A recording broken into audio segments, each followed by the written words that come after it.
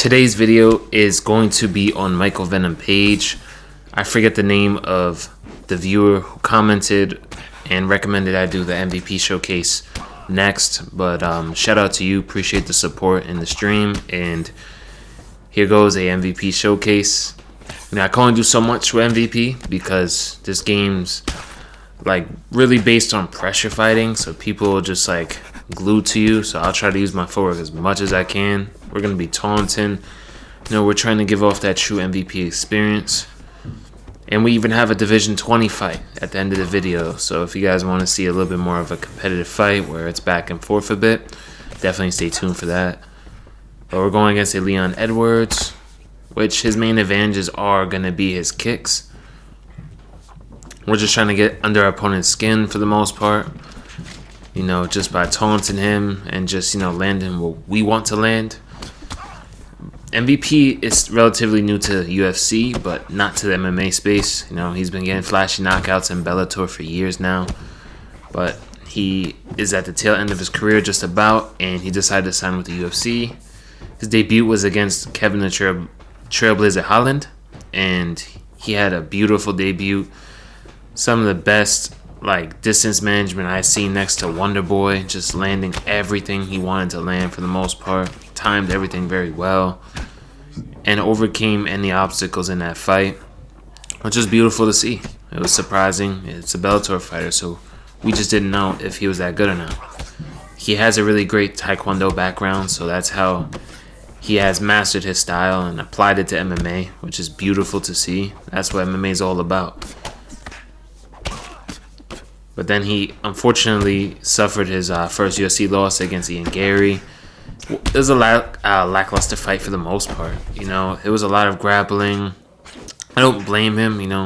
Whenever it was on the feet for the most part, you could just tell MVP was gonna be able to outstrike him. So, Ian Gary, training with Charles Oliveira, took advantage of his grappling knowledge and pretty much grappled him to decision for the most part.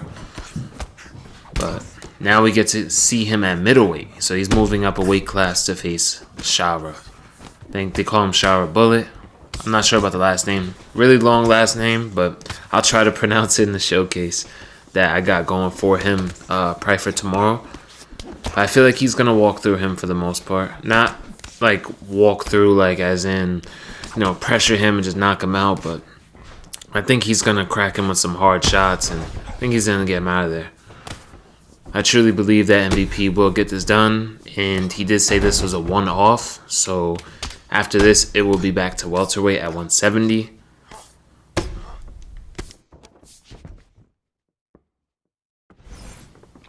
We got a Leon Edwards. That's a very popular pick. It's actually my main pick in welterweight. If you guys watch me stream, I love picking prime Leon Edwards.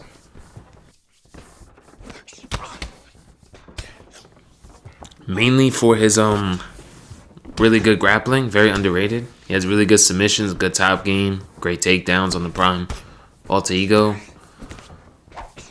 But MVP is really fun because he has his idle stance, as you guys can see when I'm kind of far enough from my opponent. You'll see he has that MVP idle, so they brought someone in to mimic that. And he has some of his own, taunts. So that's pretty cool to see as well. So we're definitely going to be trying to taunt. I couldn't taunt as much in the Division 20 fight because, you do have to be locked in. And he also gets the blitz animation where, his 1-2s are karate blitzes, which is really cool. So it's definitely unique. I wish they would do that with more fighters. Here goes the Division 20 fight. For the most part, it went back and forth, and it's a fun fight. You're going to have to watch to see what happens at the end. So we're going to take our time. We interrupt him right there with a nice jab. He was trying to go for that double spinning kick where he kicks the body in the head at the same time. He has that move very high level because that's how he knocks someone out. He got a really, really flashy knockout. Able to counter him nice right there. But he counters us right back. We miss a flying knee. But look at that. We duck the head kick. We drop him. We're going to try to go into stack guard, get him out of here. But he postures, and he's able to recover feet on hips, but we deny that, and we try to go for stack guard again. He does recover, feet on hips, and he does get up. Just gotta take our time. I was being kind of wild in this fight, but, you know, I'm doing a video. I kind of throw more offense, because why not? Most of the time, I be getting some cool knockouts for you guys, so. Look at that, we catch the kick. We're going to try to sweep him, but we're going to put him near the cage. The reason why a lot of players do this is simply to have all the octagon space so I can move backwards and he can't. So that's really good to pressure people and keep them and keep yourself in control of the entire octagon. So that's why players will do that. They'll catch a kick and walk you all the way to the fence. Or if they're a grappler, they will probably put you against the fence for a turning takedown. Trying to get some body damage right there. For the most part, once he starts getting hurt, I'm noticing he doesn't seem to open up too much. So, you know, we are going to have to pace ourselves at some point. Like I said, this is a quick match. We're just chilling. It's not like we got rank points on the line, so, you know, we could afford to have some fun. Speaking on ranked, I will be doing some type of ranked series where, like, I do my placement matches for a video. I'm going to do that, and if you guys like that, I will maybe do like a Road to Division 20 series. Either, I'm not sure, it depends how far along this season is. If there's not that much time, because I don't like playing ranked like that, not that often. But if we do have a good amount of time, we'll probably start that series up either this season or like the next season, which if there's not that much time left, it shouldn't be too long, so we'll see. I'll keep you guys updated about that.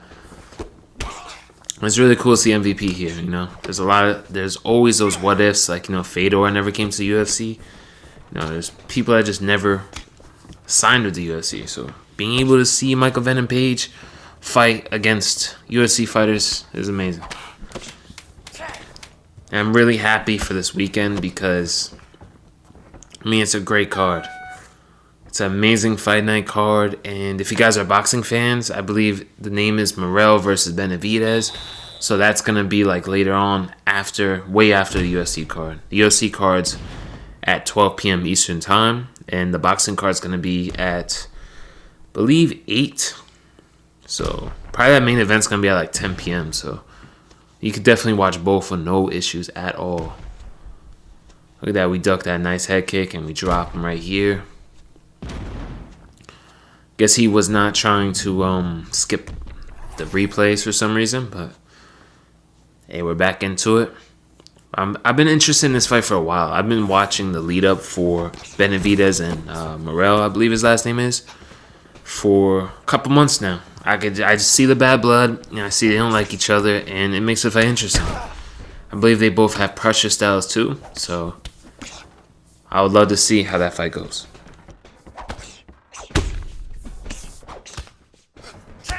Yeah, so forgive me if I'm wrong on the names. I'm still new to boxing as a fan. You know, just because I might not like how the Undisputed Boxing game is, doesn't matter. I still love boxing, like real life, of course. Mainly, I watch more of the bigger fights. I'm not going to be one of those guys that watch like every single fight card. Most of the time, I'm going to be watching it when like marquee fighters are fighting. Counters us right here. We're trying to get greedy, get that lead hook in. Well, he has some good head movement. Rock him with a head kick. No, just trying to get that finish. I had a feeling I could get the finish, but he's playing defensive a bit, so gotta be careful with that. But yeah, when like guys like Tank, Canelo, let me think, Shakur Stevenson, like more of the well-known boxers, like when they fight, I definitely watch. Definitely love watching Usyk and Fury too. Those two fights were amazing. Still taking our time for the most part, you know. It's harder to go to the body. He's blocked and caught almost like every single kick and punch that went there. So, fortunately, we do have to headhunt these type of guys that are just like blocking the body so effectively. Or else you're not really going to open up any offense. And some people will just over-prioritize the body block or low block more than the head block. So, which is weird, you know. He has low head health. His body health is full. He can afford to get hit with kicks here and there. but he's still very protective of it. So, that's something I gotta take note of. And, I don't like to headhunt, but if I have no choice, I will do it.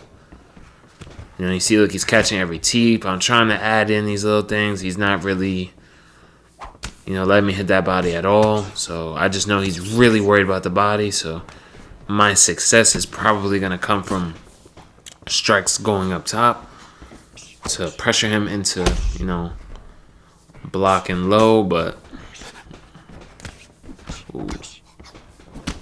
pressure him into blocking high. So, I can open up those body strikes. But some people are very stubborn in this game, so, you got to do what you got to do. Sometimes it takes, you landing a lot of body shots for you to open up, the strikes to the head. Sometimes it's reverse. It depends on the person. If you're not reading it well, it'll almost feel like the person cannot be hit at all. So definitely always pay attention to small things like that. It definitely gets you wins. Like a cool piece of advice for anybody watching still is, when you knock somebody down, when they get up, what are they blocking? Because sometimes they'll knock them down, and I'll notice they're blocking low. So next time I'll knock them down, if I didn't get to take advantage of that already, I'll throw something up top. Because I remember last time he got knocked down, he got up and he blocked his body. Or he blocked his head, so then I'll kick his body, vice versa. Those small reads could get you wins, especially in ranked. Sometimes people have bad habits, and if you're able to really read them, you will become way better and way harder to defeat as well. You'll feel like a puzzle to a lot of people once you start making those smaller reads. For the most part, he hasn't really damaged us too bad, because right now he has no head health compared to us. And the crazy part is he still is blocking his body a lot, so it's kind of hard if the teeps ain't working. I'm not really a boxer because Michael Venom Page doesn't have really quick, body punches or anything like that. But look at that. We sidestep his front kick by flicking our left stick down. And we got a nice counter off that. Pressuring him a little bit, just seeing what he does. I wanted him to throw a lead hook so I could try to block counter him, but that didn't work. He just didn't throw anything. So he's trying to get us down to the ground. Just gotta take our time. We do get hit with a front kick, so we do gotta be careful. Look at that. We end up moving out of the way right there, and he was worried about the body, and we knock him out. So, hope you guys enjoyed.